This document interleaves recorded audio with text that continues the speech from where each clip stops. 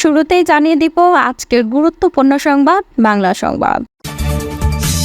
সত্যি কি বাড়ছে বিএনপির সঙ্গে জামায়াতের রাজনৈতিক দূরত্ব?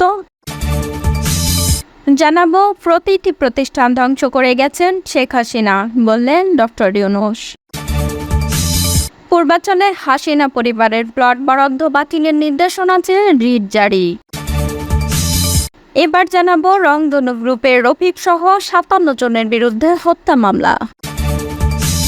এবং সর্বশেষ জানাবো সাবেক প্রধানমন্ত্রীর জ্বালানি উপদেষ্টা তৌফিক ইলাহি গ্রেপ্তার। এতক্ষণ শুনছিলেন সংবাদ শিরোনাম, এখন থাকছে বিস্তারিত। প্রিয় দর্শক, নিউজটি ভালো লাগলে চ্যানেলটি অবশ্যই সাবস্ক্রাইব করে সঙ্গে থাকুন এবং এই ভিডিও সম্পর্কে আপনার মূল্যবান মতামতটি কমেন্ট বক্সে জানিয়ে দিন। ধন্যবাদ। বিএনপি ও জামায়াতে ইসলামীর মধ্যে প্রায় ২৫ বছরের মিত্রতা। ছাত্র জনতার অভ্যুত্থানে শেখ হাসিনা সরকারের পতনের পর সেই মিত্রতা সম্পর্কে টানাপোড়েন তৈরি হয়েছে। দল দুটির মধ্যে দেখা যাচ্ছে নানা বিষয়ে মতবিরোধ।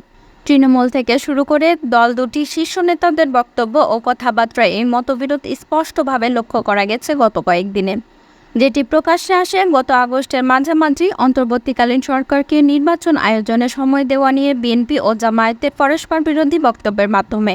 গত সপ্তাহে জামায়াতে ইসলামীর আমির ডাক্তার শফিকুর রহমান রাজনৈতিক প্রতিপক্ষ আওয়ামী লীগের বিরুদ্ধে প্রতিশোধ নেবেন না এমন একটি বক্তব্য দিয়েছেন। সে বক্তব্য নিয়েও বিএনপির মধ্যে তীব্র প্রতিক্রিয়া দেখা গেছে। যদিও জামায়াতে ইসলামীর সেক্রেটারি জেনারেল মিয়া গোলাম পরোয়ার বলছেন, এ ধরনের প্রতিক্রিয়া থাকলেও বিএনপির সঙ্গে তাদের বোঝাপড়ার কোনো সংকট নেই। অন্যদিকে বিএনপির স্থায়ী কমিটির সদস্য আমির খসরু মাহমুদ চৌধুরী বলছেন, জামায়াত অন্য রাজনৈতিক দলের মতোই একটা দল। বিএনপির সঙ্গে জামায়াতের বিরোধের প্রশ্ন আসবে কেন? গত ৩রা সেপ্টেম্বর সাংবাদিকদের সঙ্গে এক মতবিনিময় সভায় জামায়াতে ইসলামীর আমির ডাক্তার শফিকুর রহমান গত ১৫ বছরে জামায়াতে ইসলামীর উপর আওয়ামী লীগ সরকার যে নির্যাতন করেছেন তার জন্য প্রতিশোধ না নিয়ে ক্ষমা করে দেওয়ার ঘোষণা করেছেন। জামায়াতের আমিরের এই বক্তব্যের পর এ নিয়ে প্রতিক্রিয়া দেখা যায় রাজনীতির মাঠে। যদিও একদিন পরে অনুষ্ঠানে জামায়াতের আমির শফিকুর রহমান তার বক্তব্য স্পষ্ট করে বলেন, প্রতিশোধ না নেওয়ার মানে হচ্ছে আমরা আইন হাতে তুলে নেব না, কিন্তু সুনির্দিষ্ট অপরাধ যিনি করেছেন তার বিরুদ্ধে মামলা হবে, শাস্তিও হতে হবে।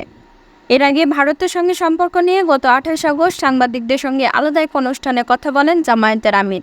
সেখানে দলীয় নেতাকর্মীদের উদ্দেশ্যে তিনি বলেন, আমরা সবার সঙ্গে বন্ধুত্ব চাই। বন্ধুত্বপূর্ণ ও সহযোগী দেশ আমাদের জন্য খুবই প্রয়োজন।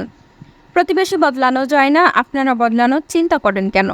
জামায়াত আমিরের এসব বক্তব্যে তীব্র অসন্তোষ দেখা যায় বিএনপিতে। গত রোববার দলটির বিএনপি আয়োজিত এক অনুষ্ঠানে লন্ডন থেকে অনলাইনে যুক্ত হয়ে বক্তব্য রাখেন দলটির ভারপ্রাপ্ত চেয়ারম্যান তারেক রহমান।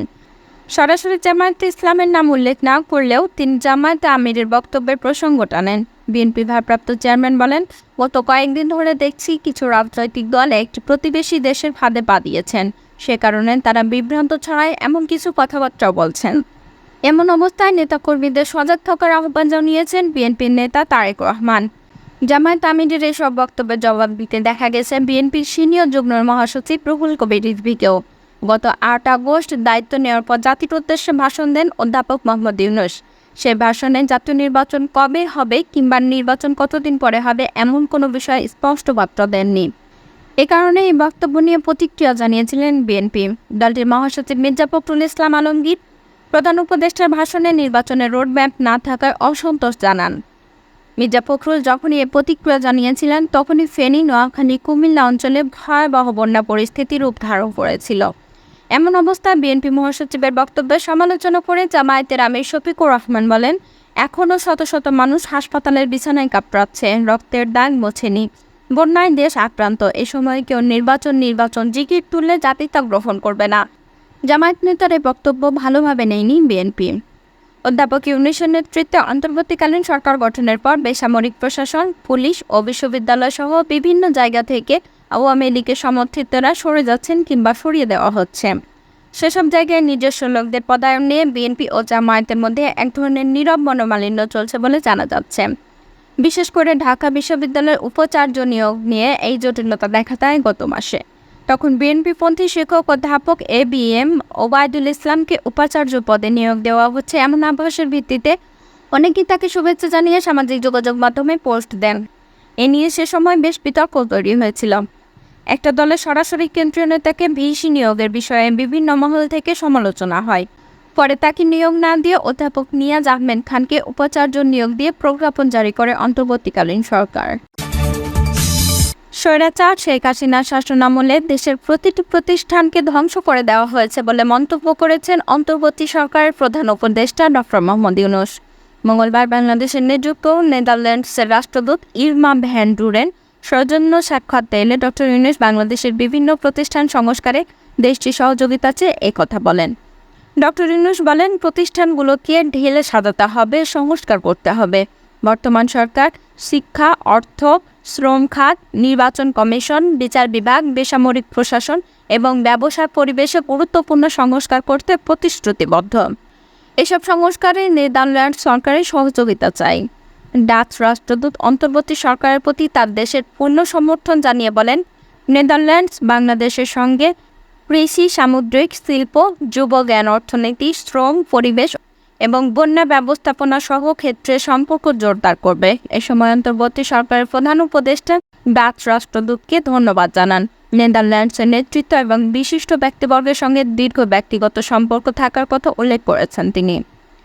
রোহিঙ্গা সংকট নিয়ে প্রধান উপদেষ্টা বলেন, ক্যাম্পে বেড়ে ওঠা রোহিঙ্গাদের অবশ্যই শিক্ষিত ও প্রশিক্ষিত করার উপর গুরুত্ব আরোপ করতে হবে। শিক্ষার অভাবে তাদের ভবিষ্যৎ যেন অন্ধকার না হয়। সৌজন্য সাক্ষাতে অন্যান্যদের মধ্যে এসডিজি বিষয়ক সিনিয়র সচিব লামিয়া মোরসেন, পররাষ্ট্র মন্ত্রণালয়ের মহাপরিচালক কাজী রাসেল পারভেজ এবং ডেপুটি ডাচ রাষ্ট্রদূত হিজ ওয়াউস্ট্রা উপস্থিত ছিলেন। বৈষম্য বিরোধী ছাত্র আন্দোলনের সময় কিশোর মাহমুদুল হাসান জয় নিহতের ঘটনায় ব্যবসায়ী রংধনু গ্রুপের স্বত্বাধিকারী রফিকুল ইসলাম রফিক সহ ৫৭ জনকে আসামি করা হয়েছে। মঙ্গলবার ঢাকার মেট্রোপলিটন ম্যাজিস্ট্রেট সাদ্দাম হোসেনের আদালতে নিহত কিশোরের পূর্ব পরিচিত মোহাম্মদপুরের বাসিন্দা মোহাম্মদ রবিউল আউয়াল বাদী হয়ে এই মামলা করেন। আদালত বাদী জবানবন্দি গ্রহণ করে অভিযোগটি যাত্রাবাড়ী থানার এজাহার হিসাবে গ্রহণের নির্দেশ দেন।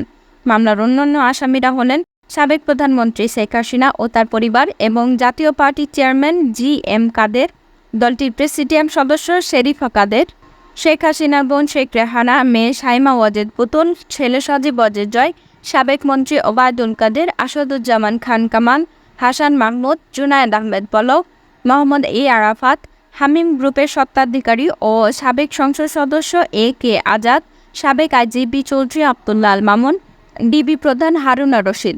মামলার এজাহারে বলা হয়েছে, ১৪ বছরের কিশোর মাহমুদুল হাসান জয় বৈষম্যবিরোধী ছাত্র আন্দোলনের সক্রিয় সদস্য ছিলেন। গত ৫ আগস্ট সে ছাত্র আন্দোলনে ডাকার মার্চ টু ঢাকা কর্মসূচিতে যোগদান করেন। ওই দিন সকাল ১১টায় যাত্রাবাড়ির শনি রাখড়া ব্রিজের কাছে পৌঁছালে অন্যদের সঙ্গে মাহমুদুল হাসান জয়ও গুলিবিদ্ধ হয়। গুরুতর আহত অবস্থায় তাকে ঢাকা মেডিকেল কলেজ হাসপাতালে নিয়ে গেলে দুপুর ২টার দিকে কর্তব্যরত চিকিৎসক তাকে মৃত ঘোষণা করেন। সাবেক প্রধানমন্ত্রী শেখ হাসিনার বিদ্যুৎ ও জ্বালানি উপদেষ্টা তৌফিক ইলাহিকে গ্রেপ্তার করেছে ঢাকা মহানগর গোয়েন্দা পুলিশ। মঙ্গলবার রাতে তাকে গুলশান থেকে গ্রেপ্তার করে ডিবির একটি টিম। ডিএমপির অতিরিক্ত পুলিশ কমিশনার রেজাউল করিম মল্লিক বিষয়টি সাংবাদিকদের নিশ্চিত করেছেন।